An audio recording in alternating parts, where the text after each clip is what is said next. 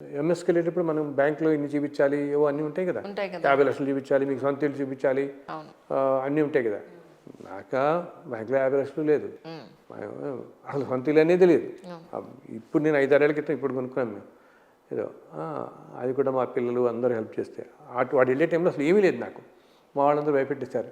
ఆ, నువ్వు మామూలు యూనివర్సిటీస్కే మీరు బోళం చూపించాలి, స్టాన్ఫోర్డ్ అంటే 2-3 కోట్లు చూపించాలి మీరు అని. అయ్య బాబోయ్ ఇదంతా ఏం చూపిస్తానని అన్నాను. ఆ, ఆ, ఏమి ఏమి ప్రాపర్టీస్ ఏమి చూపించలేకపోయాం. కానీ ఆ వీసా ఆఫీసరు ఏమి అడగలేదు తల్లి. బా వీసా ఇస్ గ్రాంటెడ్ అన్నాడు. బాబోయ్ ఎలా అసలు అలాగా ఎలా సాధ్యం ఆయన దగ్గర లేకపోతే ఆ, ఇలా ఏదో ఏంటంటే మా మా అల్లుడి బ్రదరు అతనితో ట్రాన్స్ఫర్ చేశాడు 25 lakhs చూపించడానికి.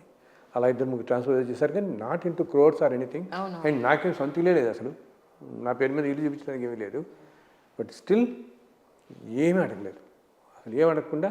అండ్ మా అల్లుడు లెటర్ రాసిచ్చాడు ఏంటంటే I will take care of his education ఇది. కానీ వాళ్ళు యూఎస్ ఎంబసీ వాళ్ళు ఇటువంటివన్నీ చూడరు. లిటరల్లీ అంటే వాళ్ళకి అంత పట్టించరు. లిటరల్లీ వాళ్ళకి చూపించాలి మనం మన ప్రాపర్టీ. అందుట్లో ఈరోజు ఏంటి ఇటువంటివన్నీ ఎక్కువ అవుతున్నాయి ఇలాగా అని వాళ్ళు చెక్ చేసుకుంటున్నారు. కరెక్ట్ ఇప్పుడు చాలా చోట్ల ఏమవుతుంది మనకంటే, చాలా ఏజెన్సీలు ఇలా వెళ్ళేటప్పుడు దే ట్రాన్స్ఫర్ ఆ టైంకి మళ్ళీ తీసేస్తారు, ఏదో చేస్తుంటారు. అవును. బట్ ఓన్ హౌసెస్ చాలా మందికే ఉంటాయి కదా, చూపిస్తారు. మనకి అటు ఓన్ హౌస్ లేదు, ఇటు చూపించిన వీళ్ళందరూ అన్నట్టు బికాస్ ఏదో 2-3 కోట్లు ఉండాలని చూపించారు వాళ్ళు. ఉమ్, లేదు, అది కూడా అన్నీ విచిత్రాలు ఏంటంటే అంత అయిన వాళ్ళు అయినా కూడా ఏమీ అడగలేదు. వీసా ఆఫీసరు ఏదో సరదాగా అన్నట్టు విని will you repay your brother in law అని చెప్పి అంటే ఓకే ఎస్ అన్నాడు వీడు. Okay your visa is granted అన్నారు. అలా వాడు వెళ్ళి తర్వాత వాడు కష్టపడేదో లోన్ తెచ్చుకుని చేసి చదువుకున్నాడు. సో చెప్తున్నాం, మనం నమ్ముకుంటే ఉమ్, ప్రతి క్షణం ఎన్ని ఇప్పటికీ నేను ఈ టిల్ టుడే అలా చూస్తూనే ఉన్నాను. ఒకటి ఏంటంటే ధర్మంగా ఉండాలి మనం. మనం షార్ట్ టర్మ్ గెయిన్స్ అంటామే, వాటి కోసం మనం తప్పకూడదు ఎప్పుడు. ఉమ్, ఉమ్, వేరే దానికి పోకుండా నాయన నువ్వు ఉన్నావు, నిజం నువ్వు చూసుకుంటావు, మన పని మనం చేసుకుంటూ పోతాం. అవును అండ్ ఏదో రూపంలో చూడండి ఆయన ఎలా వచ్చాడు, ఎక్కడ ఆయన అవును ఎప్పుడో 10 ఏళ్ల క్రితం అసలు నేను మళ్ళీ కలవను ఆయన. అండ్ ఈరోజు మళ్ళీ నేను కలవలేదు. నేను ఈఎస్ come only for that purpose, అంతే. ఆ పర్పస్ కోసం అలా వచ్చి అలా వెళ్ళాడు.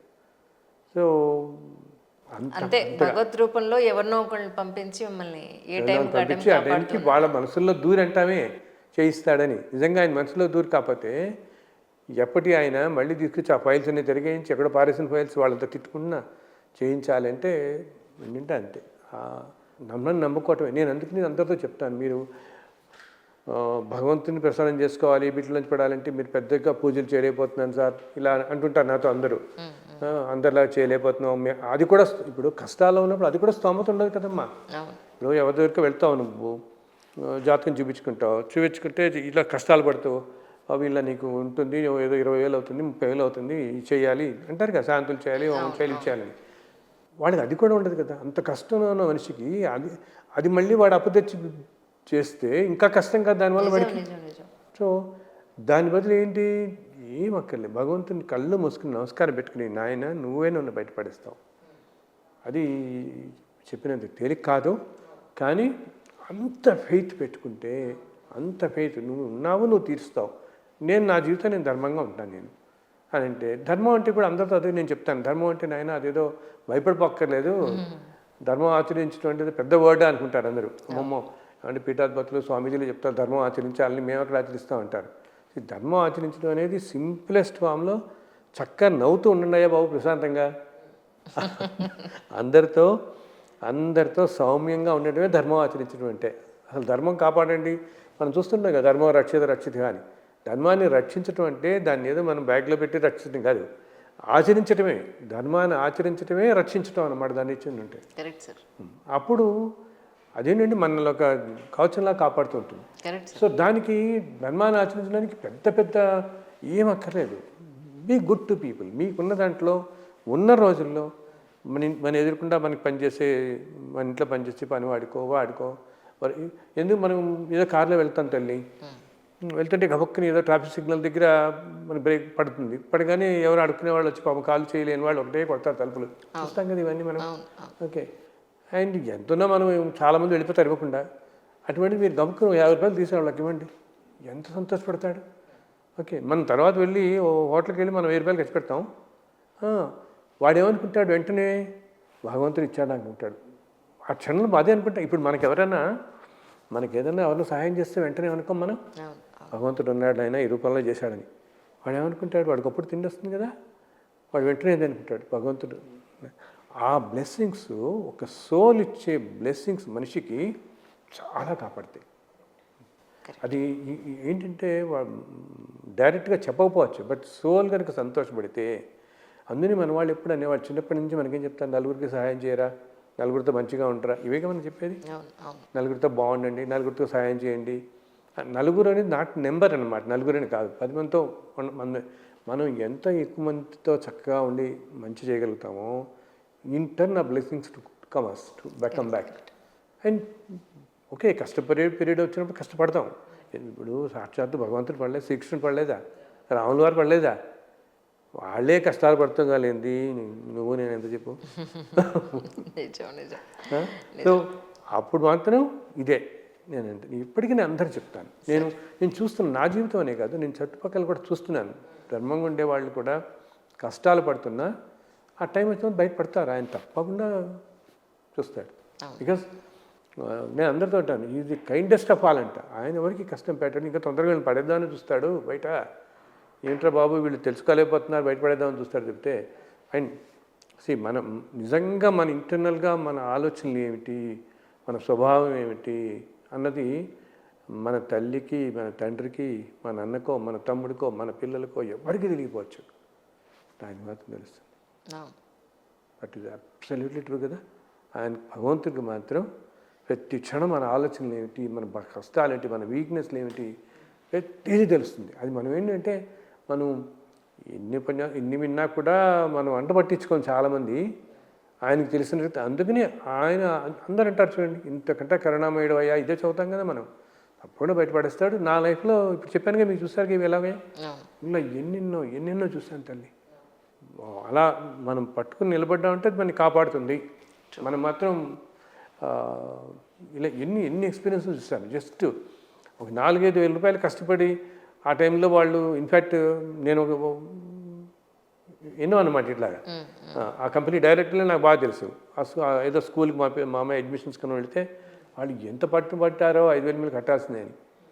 బట్ ఆ స్కూల్ మేనేజ్మెంట్ వాళ్ళందరూ ఒకప్పుడు నాయకుడికి వచ్చిన వాళ్ళే. నేను ఒక్క ఫోన్ కాల్ చేస్తే సరిపోయింది అది, బట్ నేను చేయలేదు.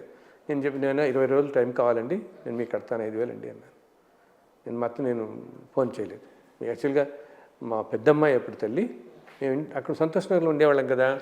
సో దానికి ఆ రోజులు ఏం చేశారు, కొంచెం మంచి మార్క్స్ 10th క్లాస్లో వస్తే, అది గౌతమ్ ఏవో ఉన్నాయి కదా, దేంట్లో చదివింది. ఫస్ట్ ఇయర్ అక్కడ చదివింది. ఓకే, దిల్సుఖ్నగర్లో చదివిన తర్వాత మేము ఇటు పక్కకి సంజీవరెడ్డి నగర్ సైడ్ వచ్చేసాం, ట్రాన్స్ఫర్ అయ్యి షిఫ్ట్ అయిపోయాం 2001. ఇంకా కాలేజీ రిజైన్ చేశాను, నేను ఇటు ఉందామని చెప్పి అనమాట.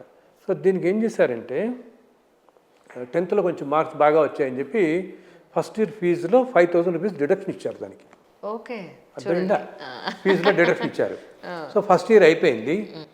ఫస్ట్ ఇయర్ అయిన తర్వాత సెకండ్ ఇయర్ చేరడానికి మేము ఇటు పక్క వచ్చాం ఇంటికి. అయితే ఇక్కడేంటి, ఆ గౌతమ్ వాళ్ళది లేదు ఇక్కడ. గౌతమ్ నలందానో ఏదో, ఐ థింక్ నలంద స్కూల్. వేరే ఇక్కడ ఆ నలంద లేదు కాబట్టి ఆ బ్రాంచి, ఏదో గౌతమ్ ఏదో చేరింది దీంట్లో. సో అక్కడికి వెళ్ళిన తర్వాత వాళ్ళు టీసీ ఇవ్వాలి కదా మనకి.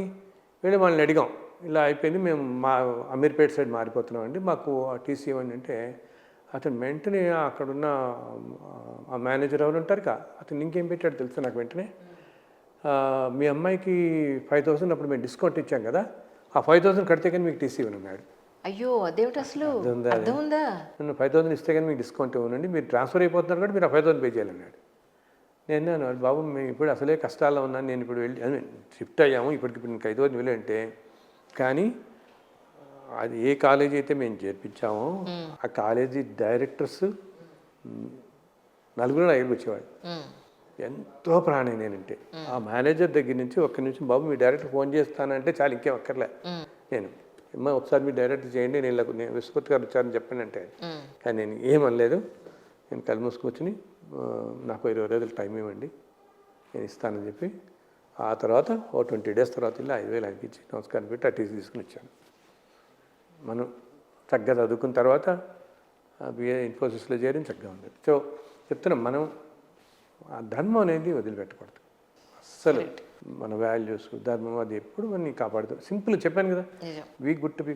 మనకేంటంటే ఆ టెంపరీ గెయిన్స్ అనమాట. ఈ క్షణానికి మనం ఏదో గెయిన్ చేసేద్దామని ఓ తప్పు చేయటమో ఓ పొరపాటుగా మాట్లాడటమో ఏదో చేసేస్తాం గబుక్కుని. బట్ లాంగ్ రన్లో అది మనకి దెబ్బ కొడుతుంది మళ్ళీ. వేరే మనం ఈరోజు కష్టపడుతున్నా కూడా మనం ఆ కోర్ వాల్యూస్ కనుక వదిలిపెట్టకుండా ఉంటే తప్పకుండా ఆయన రక్షిస్తాడు మనం చక్కగా. ఇప్పుడు మనం ఎంత వింటున్నంతా కొంచెం ఆయన వింటున్నాడు కదా చక్కగా. నాకు నమ్మకం, అంత నమ్మకం. అది ఉన్న వాళ్ళకి ఎప్పుడు అలా చాలా ఎక్స్పీరియన్స్ నా జీవితానికి కాదు మన అందరికీ కూడా. నేనేంటంటే ఏదో నాకు అవకాశం వచ్చింది కాబట్టి మీకు చెప్పుకుంటున్నాను ఇవన్నీ. సో మీ జీవితంలో ఎన్ని చూస్తుంటారు మీరు.